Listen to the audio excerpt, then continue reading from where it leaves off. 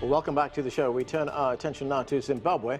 Emmerson Mnangagwa was elected president last August and took over from Zimbabwe's longtime leader Robert Mugabe, promising to turn around the country's troubled economy. But last month, protests over increased fuel prices resulted in a crackdown by security forces that resulted in several deaths. To discuss how the president is responding and his plans for Zimbabwe, also joining us now from London is Lloyd Sieper. He is founder of the Africa Public Policy Research Institute.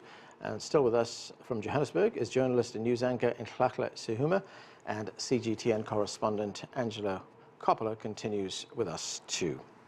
Lloyd, welcome to the show. President Mnangagwa has been under pressure since the recent protests. In a recent interview, he said that this was an attempt at what he called regime change, and he pointed the finger at outside interference. What is your assessment of how the president is handling this crisis? Right. Let me put this, now thanks for inviting me to the show. Let me put this in context.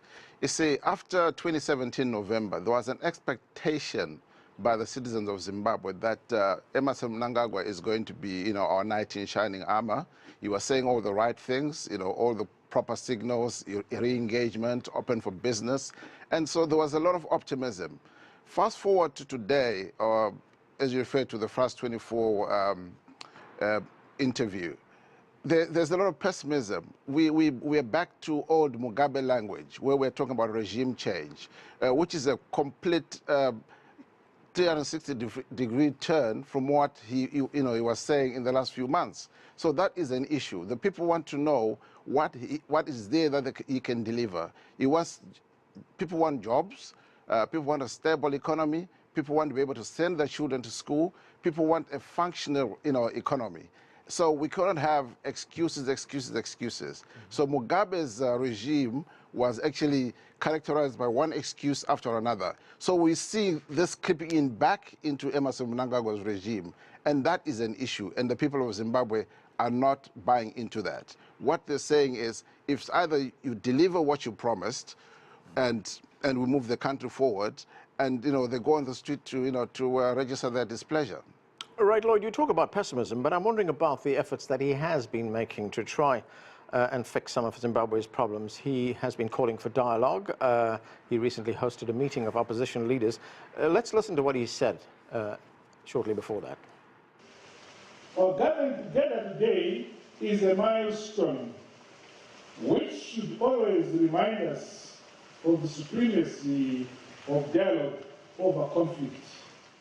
So he is defending the recent crackdown, but he's also calling for dialogue. How do you view this effort by the president to reach out to the opposition? You see, it's a bit worrying in the sense that he knows what the issues are, and reaching out to an opposition and at the same time saying the opposition is the cause of the regime change agenda. So that's a contradiction in terms. From my point of view, I'll tell you what it is. First and foremost, we have a model of contestation that is simply outdated in Zimbabwe. We cannot have a situation where a winner-takes-all approach is what we're having today. For example, Emmerson Mnangagwa won 51% of the vote, and the opposition won 44%. But what you find that is a government that is formed by Emmerson Mnangagwa, and they've got an opposition that is outside government with no responsibility to the country whatsoever. So what then happens is that the opposition spends its time pulling down whatever efforts he may seem to be making.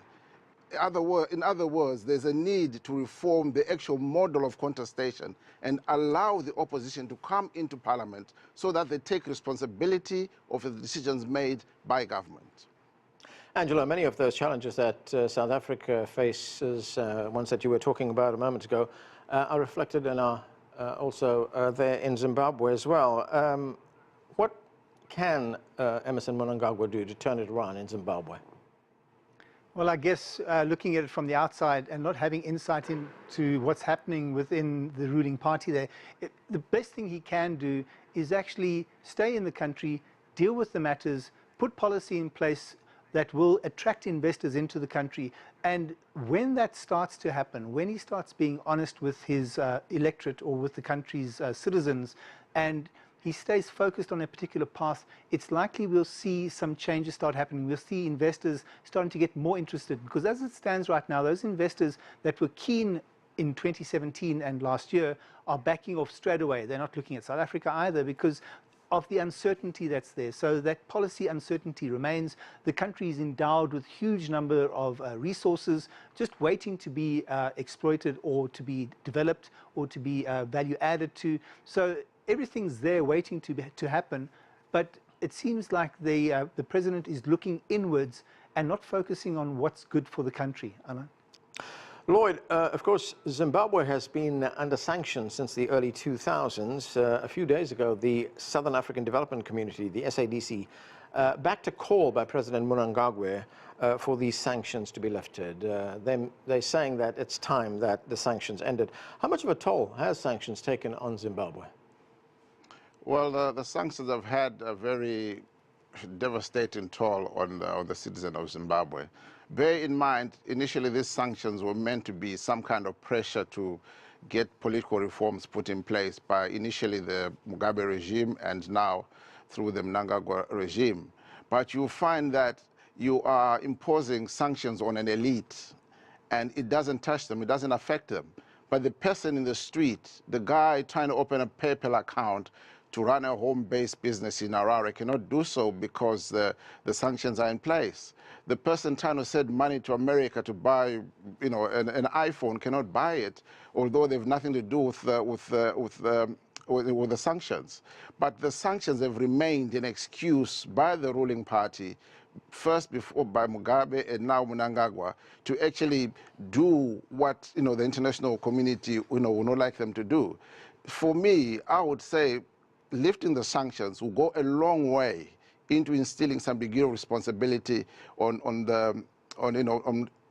Emmerson Mnangagwa's government. Because if you bring them into the fold, for example, we've had the Commonwealth application thrown out. If they had managed to bring Zimbabwe into the Commonwealth, it's easier to control Zimbabwe when they're inside.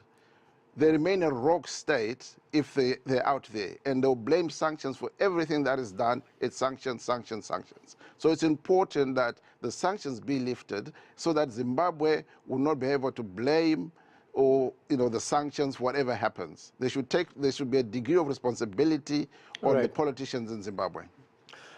Angelo, Lloyd just mentioned the fact that Zimbabwe's efforts to rejoin the Commonwealth have been rejected. Is that really important? What's your view on that?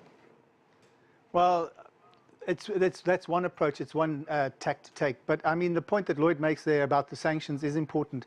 But the ultimate issue that Zimbabwe faces is its economic policies. The sanctions have been used as an excuse. In fact, Cyril Ramaphosa, the South African president, joined in the call to have those sanctions lifted. But the focus has to be on economic policy development and opening up that country's economy, not on the sanctions that are aimed at those few people in power or those few business people in Zimbabwe. So sanctions are one thing. Calling for a break in sanctions is just a misdirection. It's a smokescreen for not dealing with the real issue that the country's facing at the moment. And there we must leave it. Thanks for joining us on this edition of The Heat. I'm Anand Naidu in Washington, D.C.